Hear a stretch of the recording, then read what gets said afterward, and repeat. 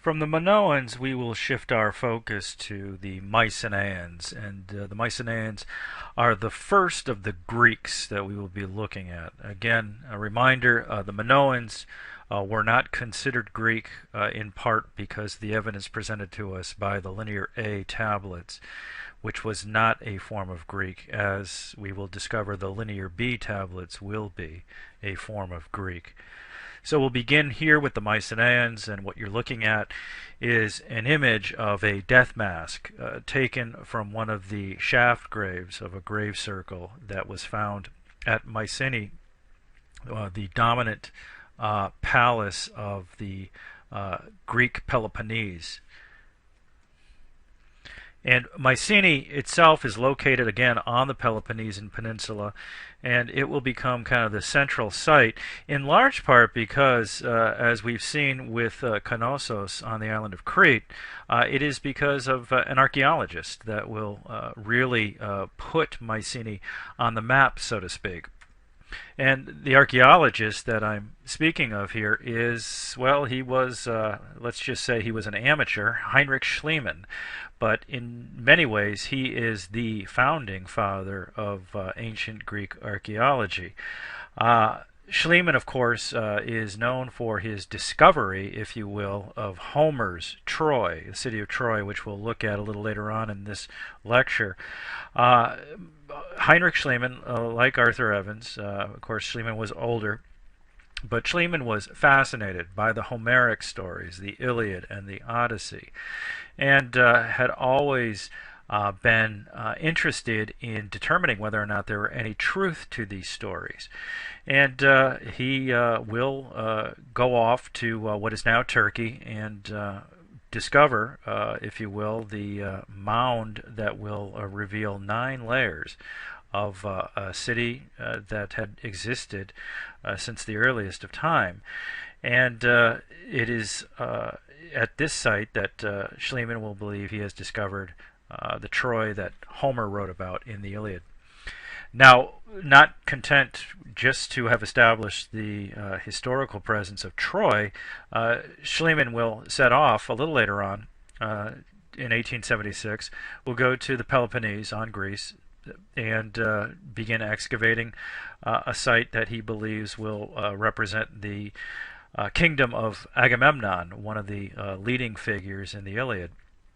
And at Mycenae, Schliemann will find, again, very, very important artifacts that we'll take a look at a little later on. So Schliemann, along with Arthur Evans, are kind of these founding fathers of ancient Greek archaeology. Now, who are these Mycenaeans? There's still a lot of mystery surrounding them. What scholars do believe is they were part of a vast, what is known as an Indo-European migration. The Indo-Europeans have left us many different linguistic groupings, and Greek is one of those. And so our best estimate is that the Mycenaean Greeks will begin somewhere north of the Black Sea and begin a migration southward until ultimately they will wind up in the Peloponnese in Greece.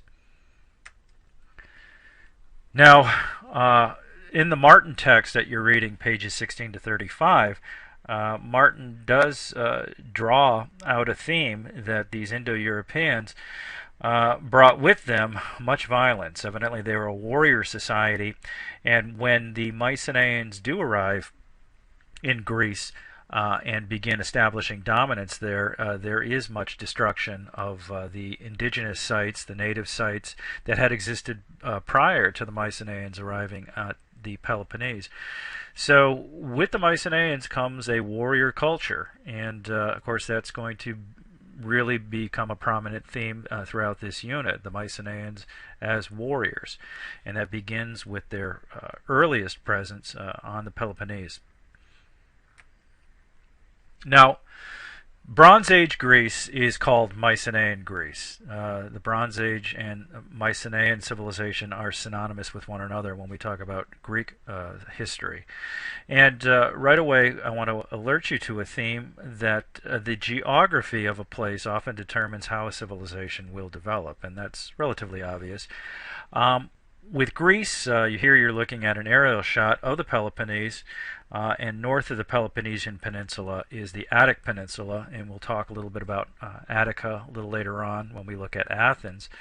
But you can see, I think, from this image how rugged a landscape that Greece is. And what this means is unity, political unity, is going to be a real problem. And what we are looking at when we look at the Mycenaean period is that although Mycenae is by far the more prominent of the sites that have been excavated, there are other sites that the Mycenaeans will inhabit.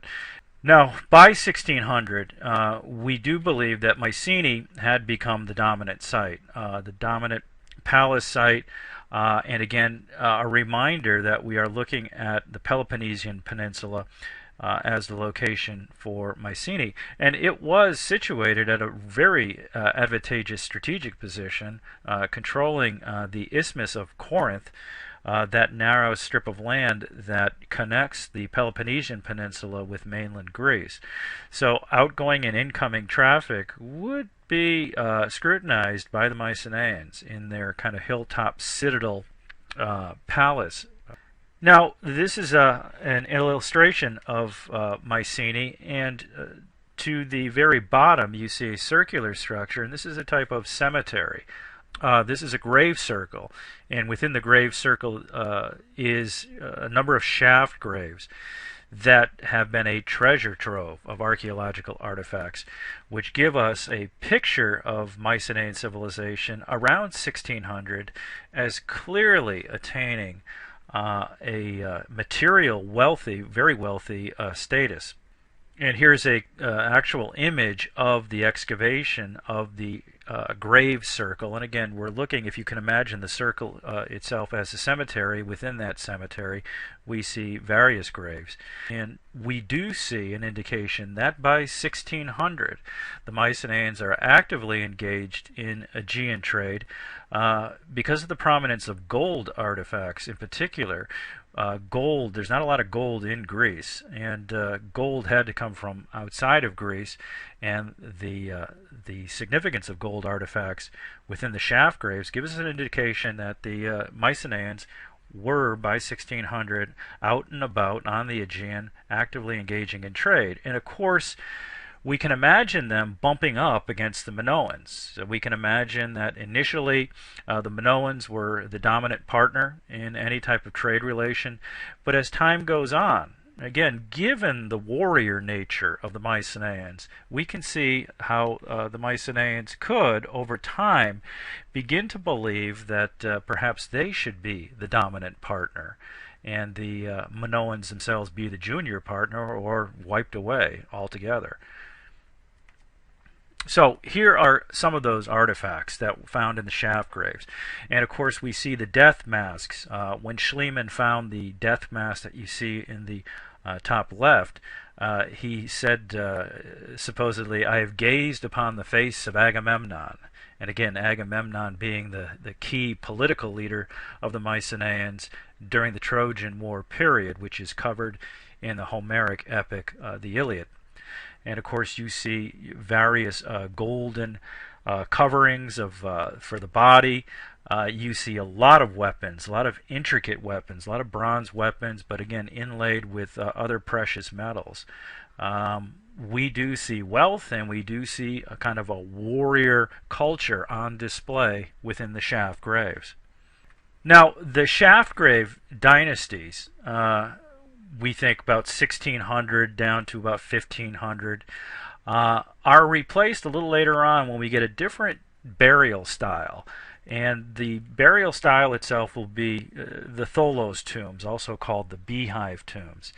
And these Tholos tombs, the significance here that I'd like you to kind of latch onto is that we see when burial practices begin to change, it's kind of an indicator that culture is changing, and there has to be some sort of influence that is altering the native Mycenaean way of doing things when it comes to burial practices, for example.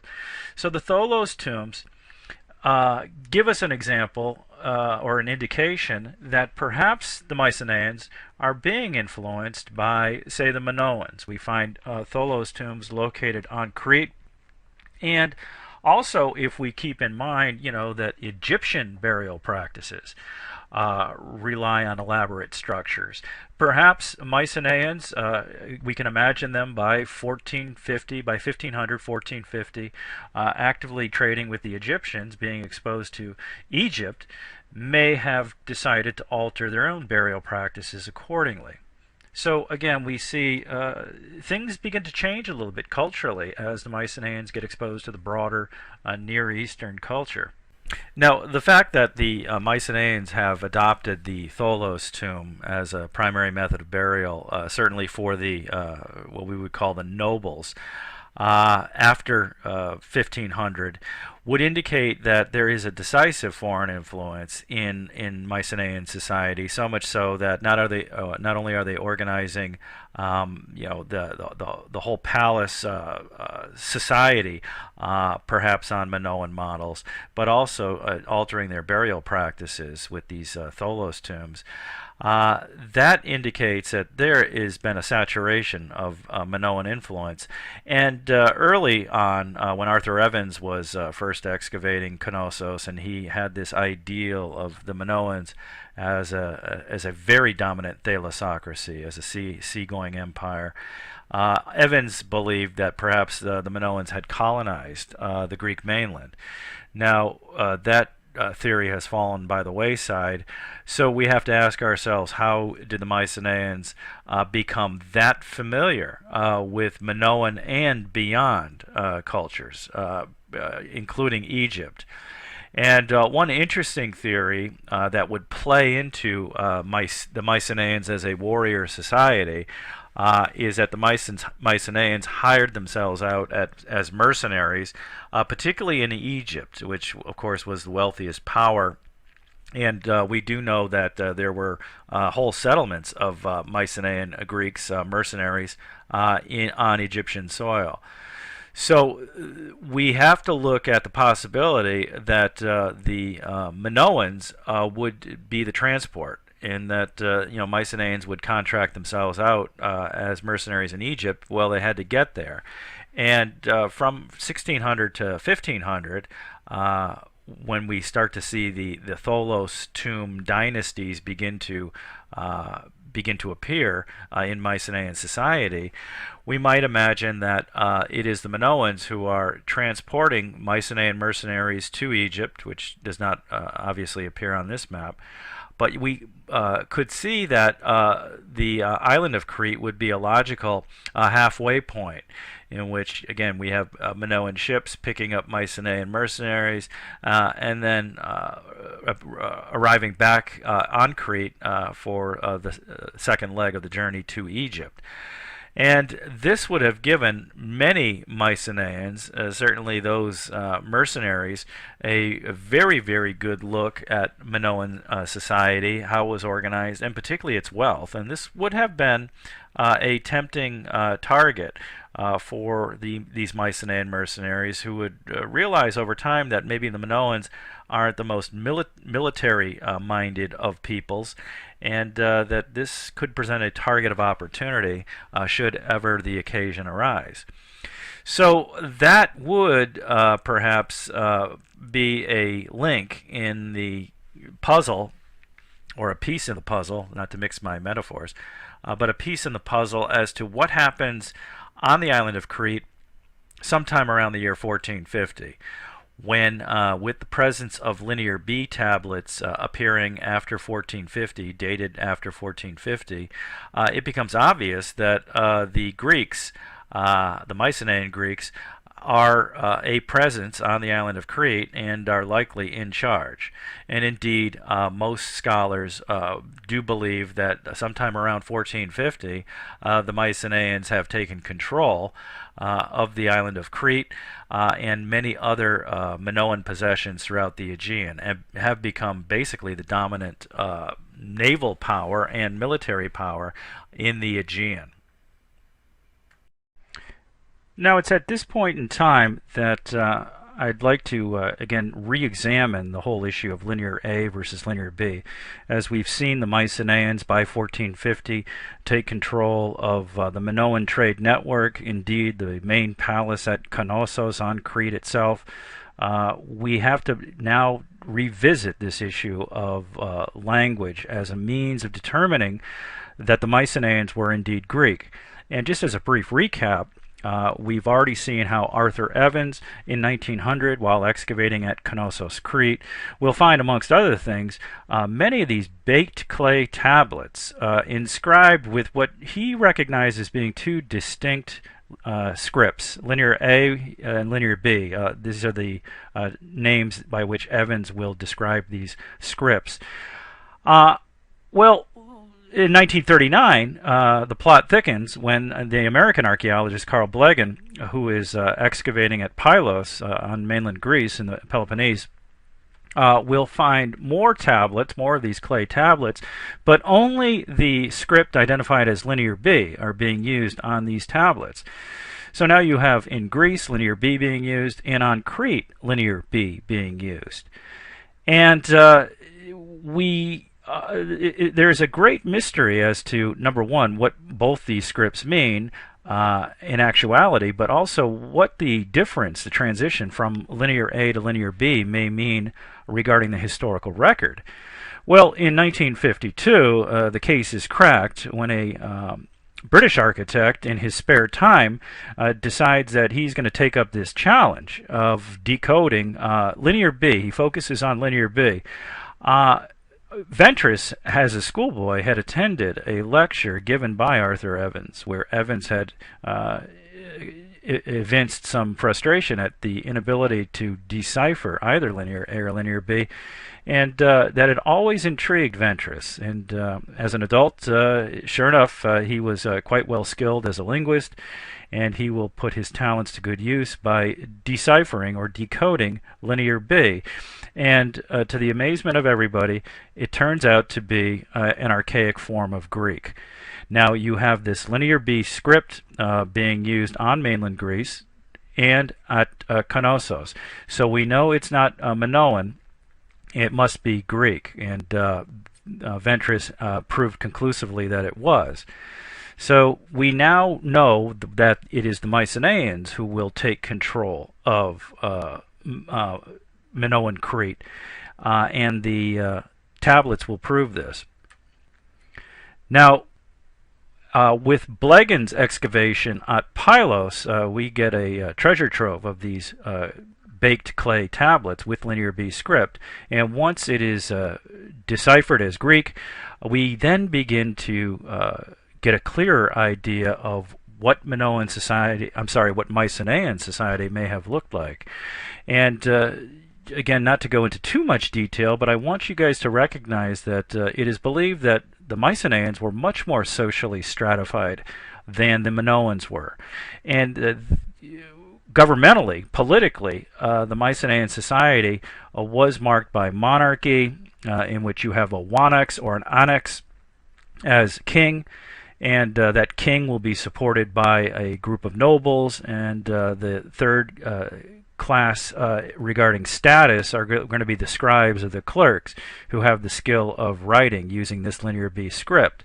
And that skill is very important to Mycenaean society, because it seems that economically the Mycenaeans have chosen to emulate the Minoans and create a redistributive economy in which goods are brought into areas called palaces, much like the Minoans had palaces. The Mycenaeans choose to kind of copy that blueprint, And Mycenaean society is based on redistribution, and it is a lot more stratified, though, whereas the Minoan society, we believe, was politically more decentralized. If you remember those fresco images that I talked about briefly in the Minoan lecture, we get a sense of a more corporate, broad-based, participatory government, in which there is no central figure that can be identified as wielding absolute authority.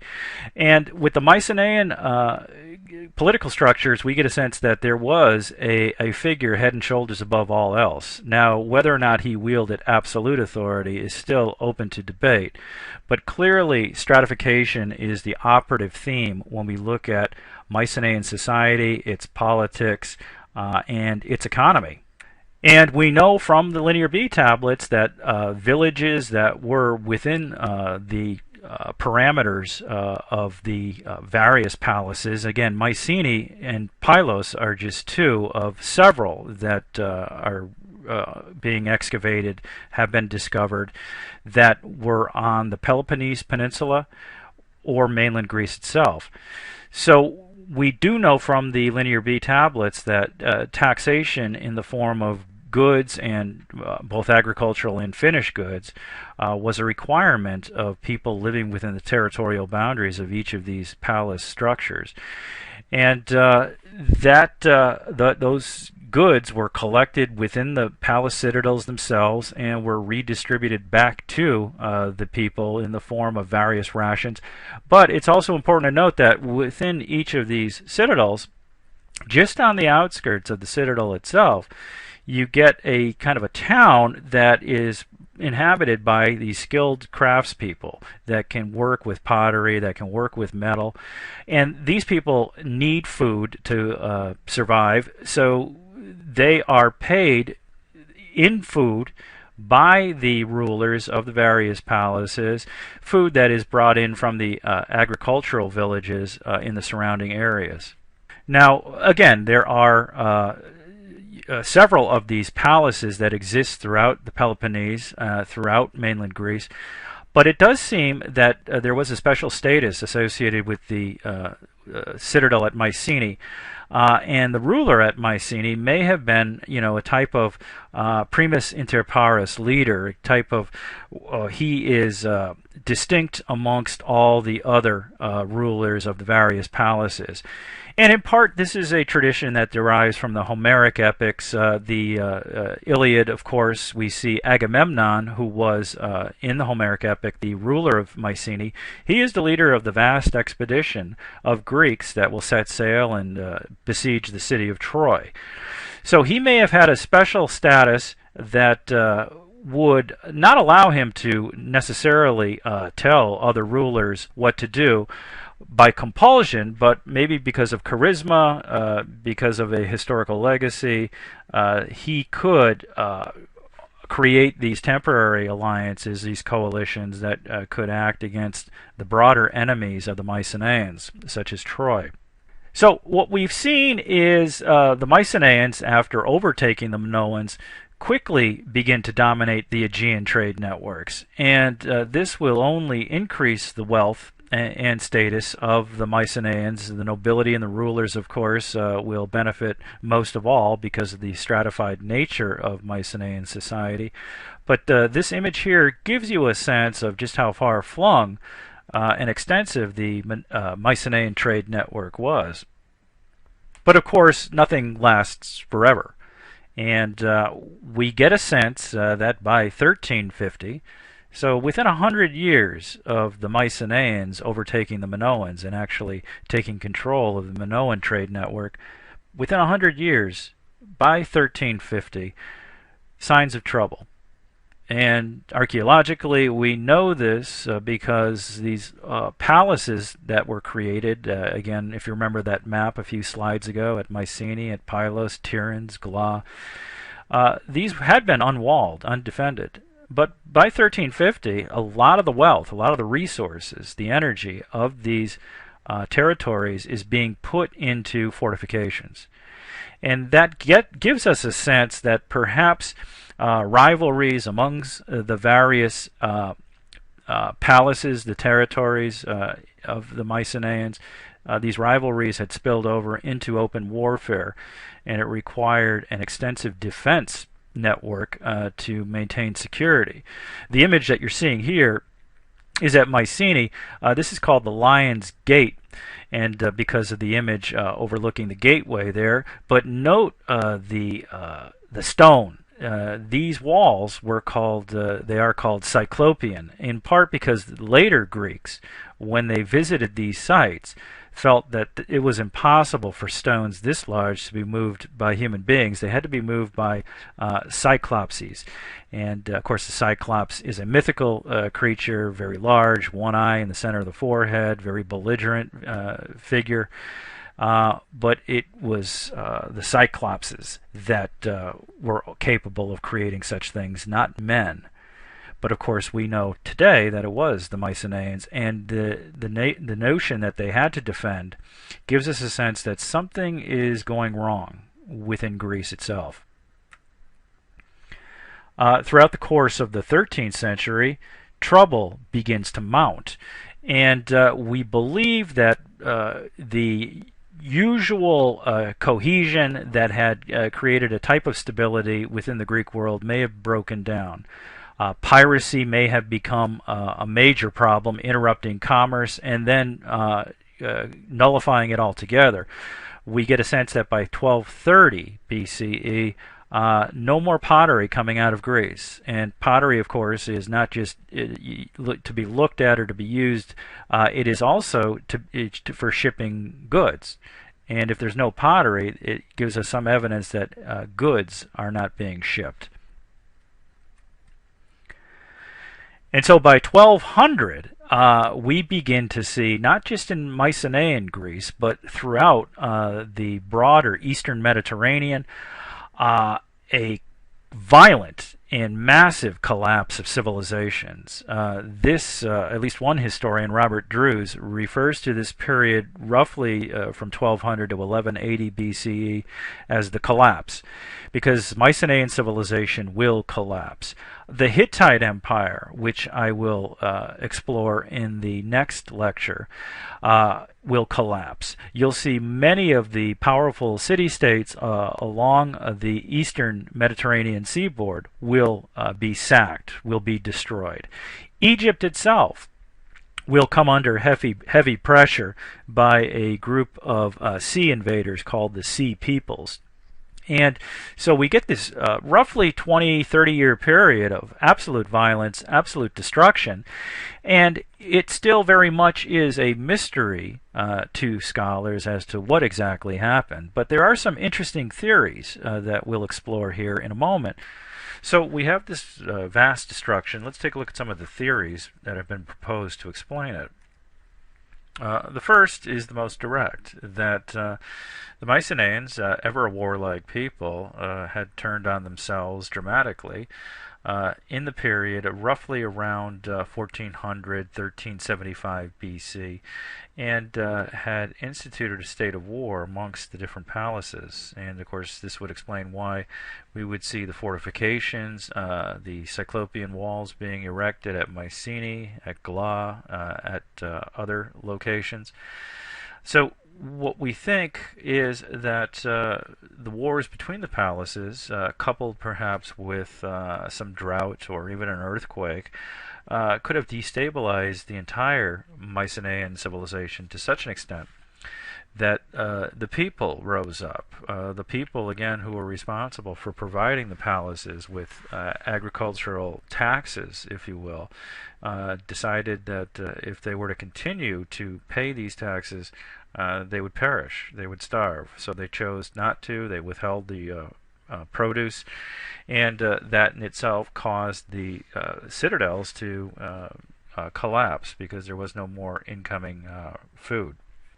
So that's one possibility. War coupled with a natural disaster destabilizes Mycenaean civilization. Another theory has to do with a different type of leadership emerging sometime around 1350. And again, we can imagine that if we think back to the grave circles, grave circle A, grave circle B, and the shaft graves and all the wealth, well, those grave circles bring us down to about 1450, around the time where the Mycenaeans have replaced the Minoans, have elbowed aside the Minoans. Well, that took combat, that took military means to displace the Minoans. And according to this theory proposed by Robert Dice, that perhaps these warrior heroes who had done a lot of the frontline fighting against the Minoans decided that perhaps they should take control. And what the line of thinking here is that warrior values are much different than commercial values. The warrior is all about destruction, is ruled by force. The commerce-minded ruler can always make a deal, is open to compromise. So according to Dice, perhaps you see a different set of leaders with a different set of values, and the focus of the rulers will shift from trading to raiding. Of course, that would open up the possibility that perhaps, again, the Mycenaean states have turned on one another. And rather than producing things and trading things, they simply get by ripping off each other. And of course, you cannot sustain a civilization that way. And of course, the most dramatic theory to have been proposed is that there was a Trojan War. It did occur around 1200 BC. It did involve a vast coalition of Mycenaean states led by one ruler. According to the Homeric legend, it was Agamemnon, king of Mycenae. Well, maybe the Greeks did go on a long-range expedition that drained them of their resources and left the palaces vulnerable as all the leading kings and nobles went to Troy to try to enrich themselves, and that left nobody minding the store, so to speak, back in Mycenae and Greece. We have evidence for this thanks in part to another set of clay tablets. These tablets coming from the vast library of the Hittite kingdom capital at Hattushas. These tablets have been recovered and make clear that the area that we call Troy, this area here in present-day Turkey, which is labeled Wilusa, was indeed a vassal state of the Hittite Empire.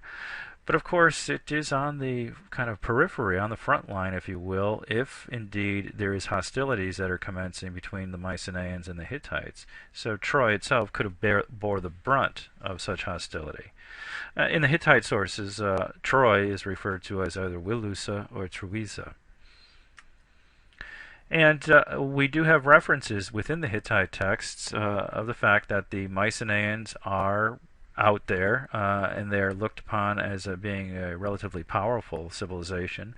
The Hittite text will refer to the king of Ahiava, and this is a term very similar to a term Homer will use in the Iliad to refer to the Greeks, and that is Achaean. So we see in the Hittite text that again there is a Mycenaean kingdom that is considered very powerful, co-equal with Babylonia, Assyria, Egypt, and the Hittites themselves. And what we think may have happened is that Troy, again, was attempting enough prize on its own, but may have been caught up in broader hostilities between the Mycenaeans and the Hittites. And there is now a growing body of archaeological evidence to support the notion that there was a Troy, there was a Trojan War. At Hisarlik in Turkey, the site of Wilusa or Troy, there are 9 excavation levels. And excavation level number 6 is chronologically in tune, in sync with this notion of a Trojan War. And if we're looking at Troy 6 existing to around 1250, 1230 BC, that puts us in line just on the cusp of Mycenaean collapse. So we could, again, be dealing with a case where the Mycenaeans, either as part of a broader conflict with the Hittites, or simply, again, if we go back to these warrior hero leaders that have emerged, according to Robert Dice, Troy is too tempting of a target. In the top image here, you see Troy, which geographically sits along what's called the Hellespont or the Dardanelles now, and it's a very key port if you are going to be sailing up into first the Sea of Marmara and then into the Black Sea, where you can see these green shaded areas represent copper deposits. And of course, copper is a key ingredient to bronze. The Mycenaeans would want access to that.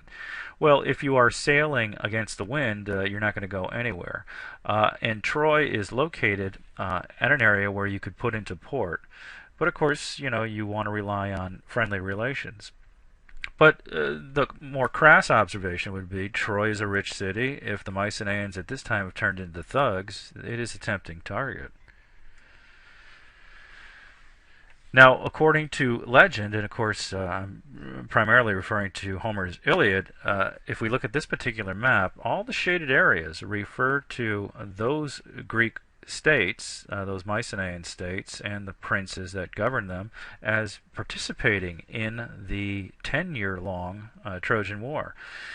So we do get a sense that there are a lot of ranking nobles, kings, princes, all engaged in this faraway effort. Again, you'd have to sail across the Aegean to attack Troy itself, and if it approached the 10-year limit that Homer tells us it did, we can imagine what that would do to the states, the Mycenaean states back in the homeland. If all the rulers are gone looking for glory and plunder, they're not taking care of business back at home. This could have led to economic instability, political instability, and again the revolution I described earlier. And in the black text, just note that plenty of legends, Homer's Iliad, but also other stories the Greeks told themselves called the Nostoi. It translates as the returns. The story of the returning heroes of the Trojan War after their 10-year effort run to all sorts of problems. And in parentheses, I've given you, for example, King Agamemnon of Mycenae, who led the entire expedition, is murdered in his bath by his wife Clytemnestra, along with her lover Aegisthus. Odysseus in Homer's Odyssey.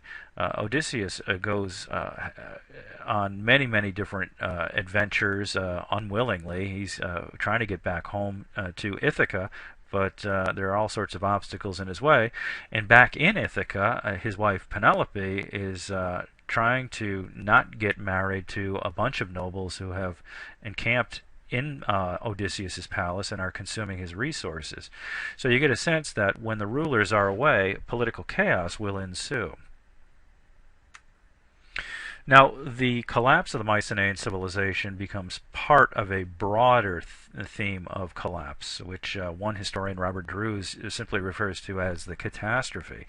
And in this image, you see a lot of movement, a lot of yellow dots, which indicate cities that are sacked in the 1200s into the 1100s, and all within part of this moment where there seems to be just vast instability, affecting not just the Mycenaeans, but also the Hittite Empire, which will collapse. The Egyptians will come under heavy pressure and will barely hang on under their pharaoh Ramses III. So we can imagine these Mycenaeans dislocated from their homeland, doing the only thing they know how, raiding and pillaging, and that will create a domino effect, causing more dislocation throughout the broader eastern Mediterranean.